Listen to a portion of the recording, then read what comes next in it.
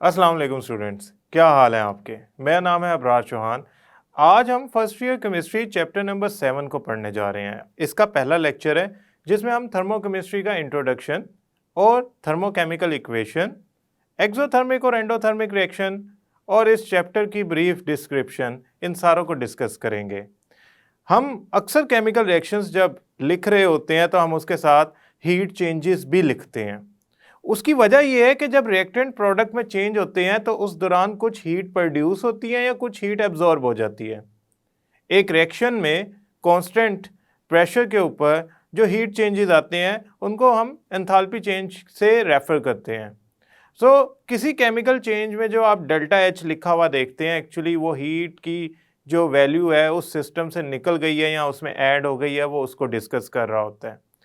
Her reaction, reactants and product जब एक दूसरे में इंटर कन्वर्ट होते हैं तो वो अपने साथ एनर्जी चेंज लाते हैं, जो कि इस चैप्टर के अंदर हम डिस्कस करने जा रहे हैं। इस चैप्टर के अंदर हम सिर्फ ये बातें नहीं डिस्कस करेंगे कि एक्सोथर्मिक रिएक्शन और एंडोथर्मिक रिएक्शन में क्या फ़र्क है, बल्कि ये भी डिस्कस करेंगे कि हम कैसे मेजर कर सकते हैं कि किसी रिएक्शन में कितनी हीट प्रोड्यूस हुई है, और ऐसी एंथैल्पी चेंजेस या ऐसी heat changes, for example lattice energy, जो आयंस के, गैसियस आयंस के मिलकर लैटिस बनाने में रिलीज होती है, उसको कैलकुलेट करना डायरेक्टली पॉसिबल नहीं है, तो उसको किसी तरीके से तो कैलकुलेट किया जाता है, वो भी हम फाइंड करेंगे। इस लेक्चर के अंदर हम बेसिक इंट्रोडक्शन और डिफरेंट टर्म्स को स्टडी करते हैं। तो आए चलते हैं लेक्चर की तरफ। स्टूडेंट्स, चैप्टर नंबर 7 के अंदर हम थर्मोकेमिस्ट्री को पढ़ने जा रहे हैं। थर्मोकेमिस्ट्री के अंदर हमने जो चीज़ें पढ़नी है उसमें सबसे पहले तो ये है कि थर्मोकेमिस्ट्री होती क्या है, यानी कि एक केमिकल रिएक्शन में हीट चेंजेस कौन कौन से होते हैं, आया कि उसमें हीट एब्जॉर्ब होती है या रिलीज होती है। दूसरा, उनको कैलकुलेट कैसे किया जा सकता है। उसके लिए हमारे पास कैलकुलेशन के लिए दो डिफरेंट किस्म के कैलोरीमीटर्स हैं। The first one is glass calorimeter, the second one is bomb calorimeter. जैसा कि आप देख सकते हैं, पहले वाला ग्लास कैलोरीमीटर है, इसमें हम बुक के अंदर जो एग्जांपल है हीट ऑफ न्यूट्रलाइजेशन, इसको कैलकुलेट कर सकते हैं। ये एक बड़ा सिंपल सा अपरेटस है। और दूसरा है बॉम कैलोरीमीटर, जिसमें हम कंबस्टन के दौरान जो हीट प्रोड्यूस होती है उसको कैलकुलेट कर सकते हैं। इसके अलावा हम जो थर्मोकेमिस्ट्री से एसोसिएटेड लॉज हैं, जैसे कि हेस लॉ, उसको भी पढ़ेंगे। और लैटिस एनर्जी कैलकुलेट करने के लिए हमारे पास बोर्न हेबर साइकिल अवेलेबल है, जिसको हम बड़ी डिटेल में डिस्कस करेंगे कि कैसे किसी आयनिक कंपाउंड की लैटिस एनर्जी को कैलकुलेट किया जा सकता है। So this chapter is all about the energy और heat produced during a reaction and how we are going to calculate it and how we are going to study that heat. वो हमारे लिए किस किस्म की इंफॉर्मेशन जनरेट करती है और फायदा दे सकती है। पहली बात तो यह है कि thermochemistry is a branch of thermodynamics, यानी कि थर्मोडायनामिक्स जो है ना, वो एक मेजर फील्ड है जिसकी थर्मोकेमिस्ट्री एक ब्रांच है। थर्मोडायनामिक्स असल में दो वर्ड्स हैं। इसमें जो थर्म का मतलब है, यानी कि फर्स्ट पार्ट का मतलब है, वो है हीट। डायनामिक्स असल में ना फिजिक्स का वर्ड है। इसका मतलब होता है ऐसी मूवमेंट जो किसी वर्क की वजह से प्रोड्यूस हुई हो। समहाउ इसे हम समटाइम पावर से भी इंट्रोड्यूस कराते हैं डायनामिक को, और समटाइम हम इसे कहते हैं ऐसी मोशन जो कि इंट्रोड्यूस हुई हो ड्यू टू वर्क। असल में थर्मोडायनामिक्स की फील्ड के अंदर हम हीट, वर्क, एनर्जी और इनका आपस में रिलेशनशिप स्टडी करते हैं। तो थर्मोडायनामिक्स एक ऐसी फील्ड हो गई जिसके अंदर हम स्टडी करेंगे, we study the relationship of heat with temperature, work and other forms of energy।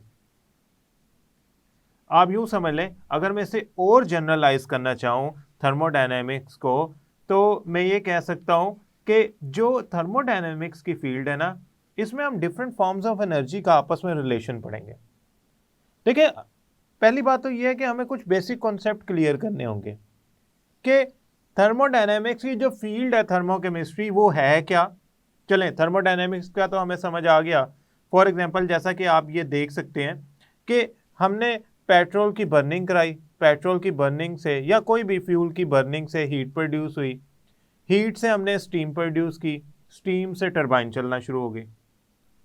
हमने क्या किया, हीट का इस्तेमाल किया मोशन या वर्क जनरेट करने के लिए, और वर्क ने अल्टीमेटली पावर प्रोड्यूस की जो कि इलेक्ट्रिसिटी की फॉर्म में आपको नज़र आ रही है।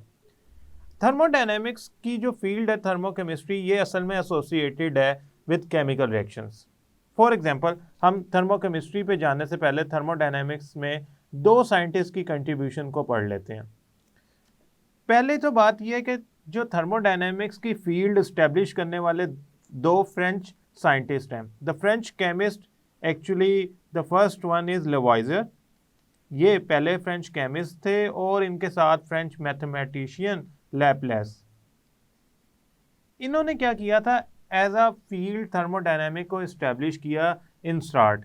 इनके मुताबिक अगर कोई केमिकल रिएक्शन हो रहा है, मसलन ए से बी प्रोडक्ट बन रही है, तो जितनी हीट वो ए से बी बनाने में एब्जॉर्ब करेगा, बी वापिस ए में जाना चाहे तो उतनी ही हीट रिलीज करेगा। मैं एग्जांपल के तौर पे अज्यूम करता हूं ए ने बी में कन्वर्ट होना था, तो उसने 200 जाउल हीट अपने अंदर एब्जॉर्ब की और बी में कन्वर्ट हो गया।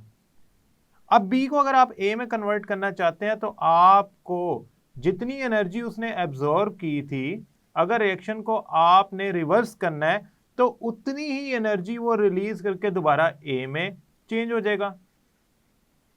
अब ये साइन कन्वेंशन बहुत इंपॉर्टेंट है। मतलब मैंने आपने ऊपर देखा, मैं 200 जाउल के साथ कोई साइन नहीं डाला। कोई साइन ना डालने का मकसद ये है कि it is actually a positive value. इसका मतलब ये है कि ये हीट एब्जॉर्ब हो गई है, ऐड हो गई है, और माइनस का एज यूजुअल मतलब होता है सब्सट्रैक्शन, यानी कि निकल जाना। तो ये हीट रिलीज हो गई है from our contents, our system, our part of universe जो हमारी ऑब्जर्वेशन में है। असल में ना थर्मोडायनेमिक्स के जो फादर है ना, वो तो खैर एस कार्नोट को समझा जाता है। एस कार्नोट ने डिफरेंट वर्क किया था हीट से रिलेटेड, जिसकी वजह से इनको थर्मोडायनेमिक्स का फादर समझा जाता है। But we actually are interested on only general introduction of thermodynamics, तो हमने उसको पढ़ लिया। अब इसमें बहुत सारे टिपिकल वर्ड्स हैं, जैसे कि हमारे पास जो पहला वर्ड है वो है हीट। हीट क्या होती है, हमने ये स्टडी करना है। टेम्परेचर और हीट में क्या फ़र्क है, ये भी स्टडी करेंगे। वर्क क्या होता है, ये भी स्टडी करेंगे। और डिफरेंट फॉर्म्स ऑफ एनर्जी जो हीट कन्वर्ट हो सकती है उनके अंदर, उसको भी स्टडी करेंगे।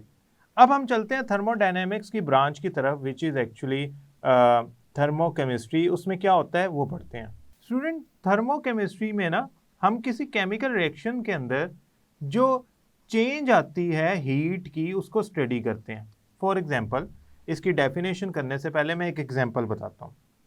कार्बन जब ऑक्सीजन से रिएक्शन करता है, the S stand for in solid state. इस एस का मतलब है इन सॉलिड स्टेट।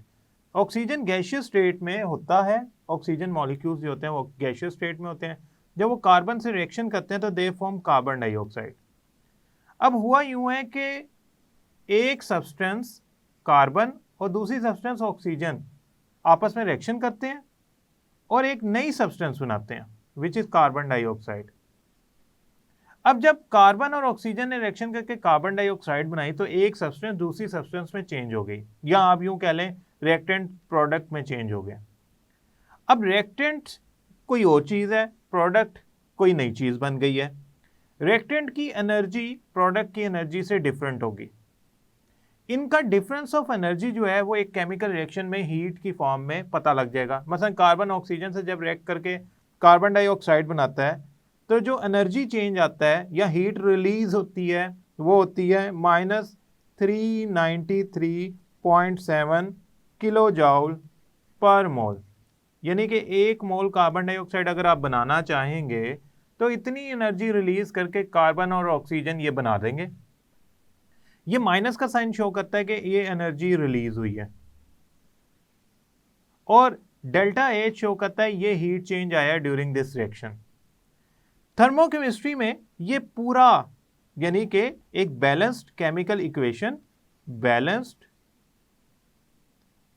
इक्वेशन और उसके साथ हीट चेंज की प्रॉपर वैल्यू, ये कहलाती है थर्मोकेमिकल इक्वेशन। ये कहलाती है थर्मोकेमिकल इक्वेशन।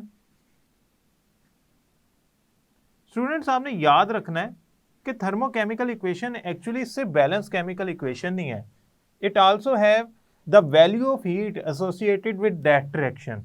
हाँ, वो पॉजिटिव भी हो सकती है, नेगेटिव भी हो सकती है। ये एक पूरी सिनेरियो है जिसके अंदर हमें ये पता लग जाता है रिएक्टेंट प्रोडक्ट में कन्वर्ट तो हो रहे हैं, लेकिन उसके साथ जो हीट चेंज आ रहा है वो क्या है, that is a thermochemical equation. Thermochemical equation के अंदर अगर हम बात करें तो हीट रिलीज हो रही है। इसका मतलब जब एक रिएक्टेंट प्रोडक्ट में चेंज हुआ है तो उनकी जो एनर्जी का डिफरेंस है वो हमें शो हो गया एक केमिकल रिएक्शन के अंदर। असल में हुआ क्या है, हुआ ये है कि जब केमिकल रिएक्शन होता है तो बॉन्ड्स पहले से जो बने होते हैं, मसलन ऑक्सीजन में जो O2 है, O2 का मतलब ये है कि ऑक्सीजन ने ऑक्सीजन से डबल बॉन्ड बनाया हुआ है और जो प्रोडक्ट हैं उनमें नए बॉन्ड्स बनने चाहते हैं। मसलन कार्बन ने ऑक्सीजन से 2 डबल बॉन्ड्स बनाने हैं। पहले कार्बन ने ऑक्सीजन से बॉन्ड नहीं बनाया हुआ है, ऑक्सीजन ने ऑक्सीजन से बनाया हुआ है। तो ऑलरेडी फॉर्म जो बॉन्ड्स होते हैं वो ब्रेक होते हैं, यानी कि रिएक्टेंट्स के जो बॉन्ड होते हैं वो ब्रेक होते हैं। जब कोई बॉन्ड ब्रेक करना हो तो आप क्या करते हैं, उसे एनर्जी देते हैं। एनर्जी जो होती है वो एब्जॉर्ब होती है जब कोई बॉन्ड ब्रेक करने हो। अगर हमने फॉर एग्जांपल हमारे पास एक रॉड है किसी स्टील का या हमारे पास एक लकड़ी का पीस है, हम उसे तोड़ना चाहते हैं तो हमें उस पर वर्क करना पड़ेगा, फोर्स लगानी पड़ेगी, एनर्जी देनी पड़ेगी, देन वो ब्रेक डाउन हो जाएगा। एनर्जी एब्जॉर्ब होती है जब बॉन्ड्स ब्रेक डाउन होते हैं। जब नए बॉन्ड्स फॉर्म होते हैं तो एनर्जी रिलीज होती है। प्रोडक्ट में होता क्या है, जो बॉन्ड्स होते हैं वो न्यू बनते हैं, new bonds are formed in product. हुआ क्या है, रिएक्टेंट में पहले से मौजूद बॉन्ड टूटे हैं और प्रोडक्ट में नए बॉन्ड्स बने हैं। इस दौरान एनर्जी रिलीज होगी। जब रिएक्टेंट्स प्रोडक्ट में कन्वर्ट होते हैं, यानी कि कार्बन ने ऑक्सीजन से रिएक्शन करके कार्बन डाइऑक्साइड बनानी है, so they need to do this step, यानी कि पहले से मौजूद बॉन्ड ब्रेक करके नए बनाने पड़ेंगे। इस दौरान हीट चेंज आएगा, यानी कि एनर्जी रिलीज कितनी हुई है और एनर्जी एब्जॉर्ब कितनी हुई है। अगर तो इनमें डिफरेंस मौजूद है तो वो आपको हीट चेंज की फॉर्म में नजर आएगा, हीट चेंज। फॉर एग्जाम्पल इस रिएक्शन में जो हीट चेंज है वो हमारे पास है 393.7, ये वाला, ये हमारे पास हीट चेंज है इस रिएक्शन का। इसका मतलब एनर्जी रिलीज ज्यादा हुई है, एब्जॉर्ब कम हुई है। यानी कि बॉन्ड ब्रेक करके जब प्रोडक्ट बनाई गई तो उस दौरान एनर्जी रिलीज की वैल्यू ज्यादा थी, एनर्जी एब्जॉर्ब की वैल्यू कम थी। ओवरऑल रिजल्ट ऐसा आया कि आपकी जो प्रोडक्ट है उसमें एनर्जी आपको बाहर निकलती हुई नजर आई। मैं अगर आपको बजाय इसके जो 393.7 वैल्यू है उसकी बजाय मैं जनरल बात करना चाहूं तो फॉर एग्जांपल आप समझें कि 100 जूल इसने एनर्जी एब्जॉर्ब की और जो हमारा बॉन्ड फॉर्मेशन हुई इस दौरान जो एनर्जी रिलीज हुई वो हुई -493.7। अब देखें किलो जूल, ये दोनों यूनिट्स में किलो जूल में ले लेता हूं। जितनी एब्जॉर्ब हुई जितनी रिलीज हुई, अगर मैं इनका डिफरेंस निकालूं तो वो अप्रोक्सीमेटली निकलेगा -393.7 किलो जूल। अगर मैं उल्टा कर लूं, मीन्स आप अज्यूम कर लें कि ये रिएक्टेंट्स जो है ना जब प्रोडक्ट में कन्वर्ट हुए तो एनर्जी जो रिलीज हुई वो हुई -50 किलो जूल। अब जो आंसर आएगा ना वो आएगा आपका ऑपोजिट फॉर्म में, यानी कि नेगेटिव साइन के बजाय पॉजिटिव साइन में आएगा और आंसर आएगा आपका +50 किलो जूल। इसका मतलब है एनर्जी एब्जॉर्ब ज्यादा हुई है, रिलीज कम हुई है, लिहाजा ओवरऑल रिजल्ट जो है ना वो प्लस में आ गया। तो आपका जो रिएक्शन होगा आपको लगेगा कि उसमें एनर्जी ऐड हो गई है, एब्जॉर्ब हो गई है, रादर देन कि वो एवोल्व हो, रिलीज हो। एक केमिकल रिएक्शन में बॉन्ड ब्रेकिंग, बॉन्ड फॉर्मेशन बाइस बनता है हीट चेंज का। क्योंकि जब डिफरेंट रिएक्टेंट्स डिफरेंट प्रोडक्ट में चेंज होंगे तो डेफिनेटली अपने मुताबिक एनर्जी रखेंगे। मैटर एग्जिस्ट इसलिए करती है क्योंकि उसके अंदर एनर्जी होती है। अगर उसमें एनर्जी होती है तो एक मैटर की, सब्सटेंस की एनर्जी दूसरी सब्सटेंस की एनर्जी से नहीं मिलेगी। अल्टीमेटली क्या होगा, उनमें एनर्जी चेंज आएगा। तो कार्बन डाइऑक्साइड की जो एनर्जी चेंज है वो कार्बन और ऑक्सीजन के रिएक्शन में मैंने आपको बता दिया है फॉर्मेशन के दौरान कितनी होती है। अब हम चलते हैं डेफिनेशन ऑफ थर्मोकेमिस्ट्री की तरफ वापस। हमने ये समझ लिया कि थर्मोकेमिकल इक्वेशन हमें चाहिए होगी। थर्मोकेमिकल इक्वेशन में हम किसी बैलेंस केमिकल इक्वेशन के साथ हीट चेंज को लिखते हैं। डेफिनेशन की तरफ चलते हैं थर्मोकेमिस्ट्री की। थर्मोकेमिस्ट्री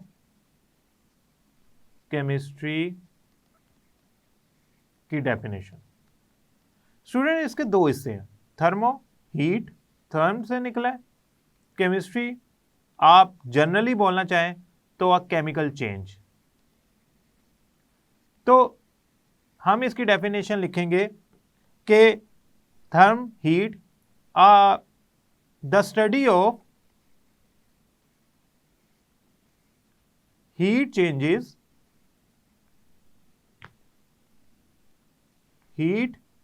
चेंजेस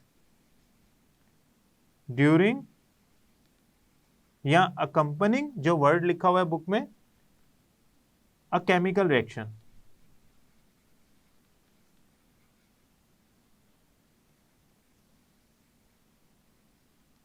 फॉर एग्जाम्पल आप ये देखें, हम एक एनिमेशन देखते हैं। स्टूडेंट आप इस बॉक्स के अंदर देख सकते हैं कि हाइड्रोजन का एक मॉलिक्यूल ऑक्सीजन के मॉलिक्यूल से इस तरह रिएक्ट करता है कि दो हाइड्रोजन के एटम एक ऑक्सीजन से जुड़ते हैं और वाटर का मॉलिक्यूल बनाते हैं।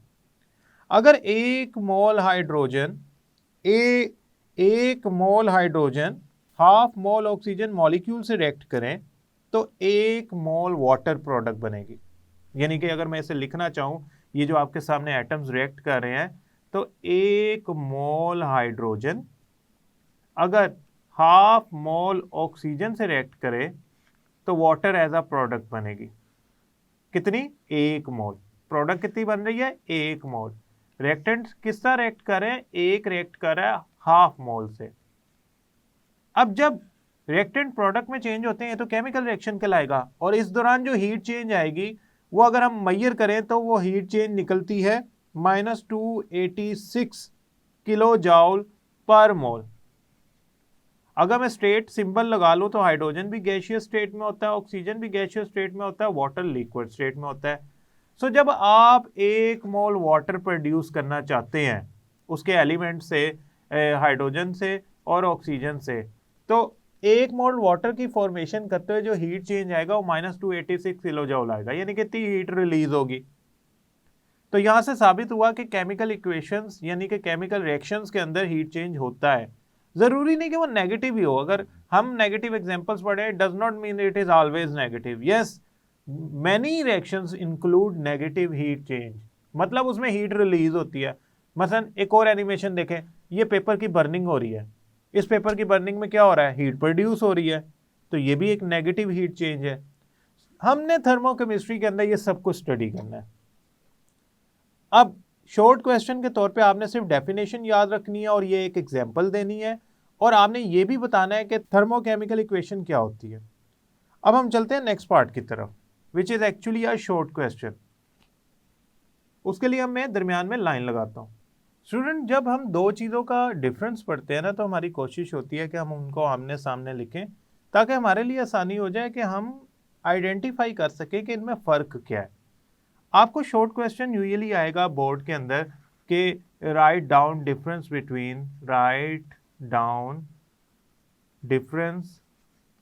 Between endothermic reaction and exothermic reaction thermic reactions. अब हमने करना क्या है, हमने स्टडी करना है कि इनमें फर्क क्या होता है। सबसे पहले मैं यहां लिख लेता हूं एंडोथर्मिक रिएक्शन, और इसके ऑपोजिट में लिख लेता हूं ग्रीन कलर से एक्सोथर्मिक रिएक्शन।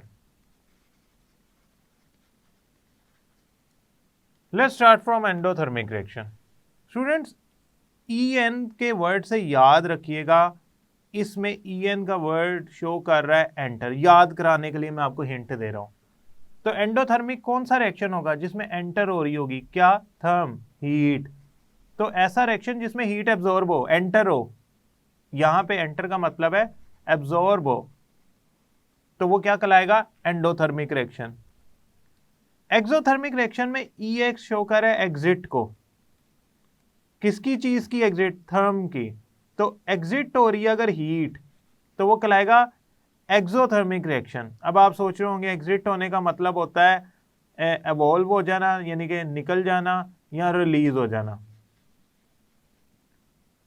यहां पे अगर मैं डेफिनेशन लिखना चाहूं तो endothermic reactions are those reaction in which heat is absorbed. ये वो रिएक्शन होते हैं जिसमें हीट एब्जॉर्ब होती है। अगर मैं एंडोथर्मिक रिएक्शन के बाद एक्सोथर्मिक की डेफिनेशन लिखना चाहूं तो these are those reaction in which heat is evolved. Endothermic की एग्जांपल की तरफ चलते हैं।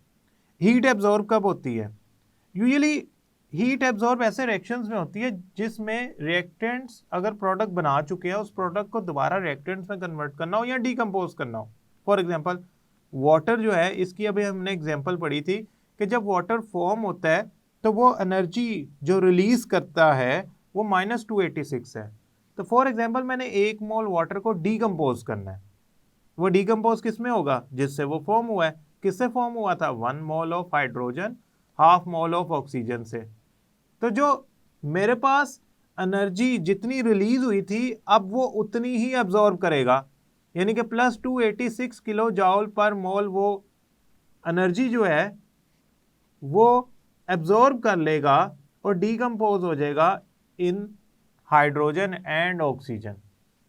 अब मैं इसको उल्टा लिखता हूं। अब मैंने पहले क्या लिखा कि मैंने असल में बनाई वाटर से हाइड्रोजन और ऑक्सीजन गैस। अगर मैं 1 मोल हाइड्रोजन को हाफ मोल ऑक्सीजन से रिएक्ट कर दूं तो दोबारा 1 मोल वाटर बन जाएगा। अब मैंने फॉर्मेशन करनी है, तो जितनी एनर्जी उसने एब्जॉर्ब करके डीकंपोजिशन की थी उतनी एनर्जी रिलीज करके वो फॉर्मेशन कर लेगी, -286 किलो जॉल पर मोल। यही तो हमें लेवाइजर और लैपलेस समझाना चाह रहे थे कि रिएक्टेंट्स अगर प्रोडक्ट बनाती हैं तो जो एनर्जी वो करती हैं रिलीज या एब्जॉर्ब, उसका ऑपोजिट वैल्यू, अगर तो रिलीज कर रही हैं तो उतनी एब्जॉर्ब करके वो क्या करेंगी, दोबारा उसी फॉर्म में कन्वर्ट हो जाएंगी जिससे वो मिलके बनी है। यानी कि रिएक्टेंट अगर प्रोडक्ट बनाते हैं और से उन्होंने एनर्जी रिलीज की -100, तो वो प्रोडक्ट से दोबारा रिएक्टेंट अगर आप बनाना चाहते हैं ना, तो आपको ये 100 की वैल्यू उसमें ऐड करनी पड़ेगी एनर्जी की, तो दोबारा वो रिएक्टेंट बन जाएंगे, क्योंकि एनर्जी एसोसिएटेड होती है सब्सटेंस के साथ। तो अगर एक सब्सटेंस दूसरी सब्सटेंस में 100 जॉल एनर्जी रिलीज करके कन्वर्ट हुई है रिएक्टेंट प्रोडक्ट में, तो प्रोडक्ट दोबारा रिएक्टेंट में कन्वर्ट हो सकते हैं उतनी एनर्जी रीगेन करके जो उन्होंने रिलीज की थी। स्टूडेंट्स, ये एग्जाम्पल के बिना आप इस शॉर्ट क्वेश्चन के पूरे मार्क्स नहीं ले सकते, ये एग्जाम्पल आपने जरूर लिख के आनी है। अब एक और बात जो हमें समझना बहुत ज़रूरी है वो ये कि जब एंडो और एक्सोथर्मिक रिएक्शन होता है तो सिस्टम और सराउंडिंग में क्या होता है। देखिए, आपके सामने से एक बीकर है, इस बीकर के अंदर एक केमिकल रिएक्शन हो रहा है। मैं ऐसा करता हूँ, रेड कलर से क्रॉस लगा देता हूँ, ये सारा वो सॉल्यूशन है जिसके अंदर केमिकल रिएक्शन हो रहा है। जो चीज़ हम ऑब्जर्व कर रहे होते हैं ना वो सिस्टम कहलाती है। सो ये जो मैंने क्रॉस लगाया हुआ है that means it is a system. और ये जो बाहर में डॉट्स लगा रहा हूं, ये सारी चीज इंक्लूडिंग बीकर, ये सराउंडिंग है। तो सराउंडिंग क्या होगी? जो हम ऑब्जर्व नहीं कर रहे। सिस्टम क्या हो गया? जो हम ऑब्जर्व कर रहे हैं। सिस्टम के इर्द गिर्द वाला हिस्सा जो होता है वो सराउंडिंग होता है। जब एंडोथर्मिक रिएक्शन होता है तो सिस्टम सराउंडिंग से एनर्जी एब्जॉर्ब कर लेता है। एनर्जी क्या हो गई? एब्जॉर्ब हो गई। आपको लगेगा सराउंडिंग से एनर्जी निकल गई है, सराउंडिंग ठंडी हो गई है, कूल डाउन हो गई है। सो ओवरऑल रिजल्ट क्या आएगा एंडोथर्मिक रिएक्शंस का? आपको लगेगा सराउंडिंग उसकी कूल डाउन हो गई है। अगर तो मैं बात करूं एक्सोथर्मिक रिएक्शंस की, तो उसमें सिस्टम से एनर्जी निकलती है और सराउंडिंग में चली जाती है। तो मैं कहूंगा कि एनर्जी रिलीज हो गई है। अब तो एनर्जी जब रिलीज होती है तो इर्द गिर्द की जो एनवायरनमेंट है यानी कि सराउंडिंग है वो हीट अप हो जाती है, उसका टेम्परेचर अप चला जाता है, ऊपर चला जाता है। हमारे लिए ये रिएक्शंस बहुत इंपॉर्टेंट है। हमारे इर्द गिर्द बहुत से ऐसे रिएक्शन हो रहे हैं जो एक्सो भी हैं, एंडो भी हैं। फॉर एग्जाम्पल मैं दो और रिएक्शंस लिखता हूं। नाइट्रोजन ऑक्सीजन से रिएक्शन कर सकता है। गैसियस नाइट्रोजन गैसियस ऑक्सीजन से रिएक्शन कर सकता है, बट इट नीड्स एनर्जी। तो ये रिएक्शन करके क्या बनाएगा? Nitrogen monoxide. कितने? 2 मोल्स, यानी कि 2 मोल नाइट्रोजन मोनोऑक्साइड बन सकते हैं अगर 1 मोल नाइट्रोजन 1 मोल ऑक्सीजन से रिएक्ट करे। इस दौरान जो हीट उनको रिक्वायर्ड है 2 मोल नाइट्रोजन मोनोऑक्साइड बनाने के लिए, वो होती है प्लस 180.51 किलो जॉल पर मोल। अब आप कहेंगे सर अगर मैं नाइट्रोजन मोनोऑक्साइड को ब्रेक करना चाहता हूं तो क्या करूं? इतनी ही एनर्जी रिलीज करवा दें तो जो आपकी प्रोडक्ट बनी है वो रिएक्टेंट्स में कन्वर्ट हो जाएगी अकॉर्डिंग टू लेवाइजर एंड लैपलेस। यानी कि जो रिएक्टेंट प्रोडक्ट में कन्वर्ट होता है उतनी एनर्जी वो ऑपोजिट डायरेक्शन में फ्लो करवा के प्रोडक्ट से रिएक्टेंट बन सकते हैं। इसके अलावा भी हमारे पास बहुत सारी एग्जांपल है। मसलन नाइट्रोजन ही हाइड्रोजन से रिएक्शन करती है और अमोनिया बनाती है। ये रिएक्शन रिवर्सिबल है और इस दौरान जब अमोनिया फॉर्म होती है तो 3 मोल हाइड्रोजन 1 मोल नाइट्रोजन से रिएक्शन करके 2 मोल्स ऑफ अमोनिया बनाते हैं। ये रिएक्शन रिवर्सिबल है। That is why I am adding 2 signs forward and reverse as well. Somehow जब मैं बात कर रहा हूं सिर्फ कि आपके रिएक्टेंट्स प्रोडक्ट बनाते हैं तो जो एनर्जी का चेंज आता है जिसे डेल्टा एच से शो कर रहे हैं वो होगा -41.6 किलो जॉल पर मोल। प्लस साइन शो करता है हीट एब्जॉर्ब हुई यानी कि एंडो रिएक्शन, और माइनस साइन शो करता है this is actually exothermic reaction. Students अब ये इतनी डिटेल पढ़ने का फायदा क्या हुआ हमें? असल में थर्मोकेमिकल इक्वेशंस पढ़ के हमें ये अंदाजा हो जाता है कि हमारे रिएक्टेंट्स अगर प्रोडक्ट में चेंज हो रहे हैं तो हीट चेंज कितना आया। एप्लीकेशंस क्या है हमारे पास थर्मोकेमिस्ट्री की? हम थर्मोकेमिस्ट्री को स्टडी करके बहुत सारी इंफॉर्मेशन कैरी कर सकते हैं। मसलन heat contents of the system हम स्टडी कर सकते हैं थर्मोकेमिस्ट्री के अंदर। हम energy related to bonds study कर सकते हैं। अगर आपको एक केमिकल बॉन्डिंग स्टडी करनी है तो वो एनर्जी के बिना इनकम्प्लीट है। जितनी ज़्यादा एनर्जी रिलीज करके कोई केमिकल बॉन्ड बनता है उतना वो स्टेबल होता है। इसके अलावा केमिकल इक्विलिब्रियम में भी हीट चेंजेस बहुत इंपॉर्टेंट पार्ट प्ले करती हैं। आपको पता है किसी रिएक्शन का इक्विलिब्रियम डिस्टर्ब हो जाता है अगर हम उसमें हीट चेंजेस ले आए।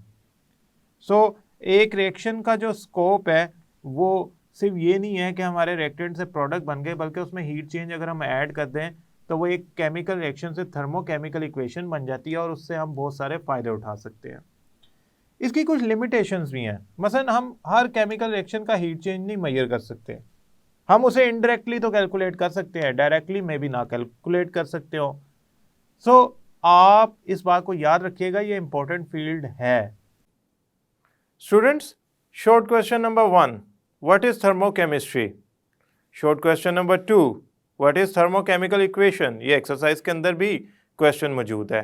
थर्मोकेमिकल इक्वेशन लिखते हुए याद रखिएगा कि आपने एग्जाम्पल देनी है 2 टाइप्स की, जिसमें हीट रिलीज हो रही हो, जिसमें हीट एब्जॉर्ब हो रही हो, और states of reactants and product लिखना ना भूलिएगा, वो बहुत ज़रूरी है। तीसरा short question, the difference between exo and endothermic reactions. Exothermic जिसमें हीट एग्जिट होती है, एंडोथर्मिक जिसमें हीट एब्जॉर्ब होती है। मसलन पेपर का जलना एक ऐसा रिएक्शन है जिसमें हीट रिलीज हो रही है, तभी उसके इर्द गिर्द जो सराउंडिंग होती है वो गर्म हो जाती है। और अमोनियम क्लोराइड का वाटर में मिक्स हो जाना, ये एक ऐसा रिएक्शन है जिसमें हीट क्या हो जाती है, एब्जॉर्ब हो जाती है। हमारे इर्द गिर्द बहुत से रिएक्शन हो रहे हैं, ज़रूरी नहीं कि आप बुक तक ही रहें। आप अगर कोई और वैल्यूज़ को जानते हैं और उस बैलेंस केमिकल इक्वेशन को लिख सकते हैं विद स्टेट्स, तो आप उसको भी मेंशन कर सकते हैं।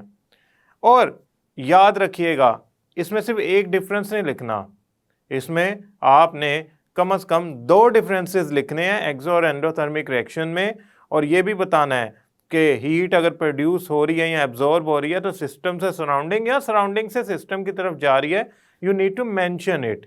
मुझे उम्मीद है ये लेक्चर आपको समझ आया होगा। नेक्स्ट लेक्चर तक के लिए अल्लाह हाफिज़।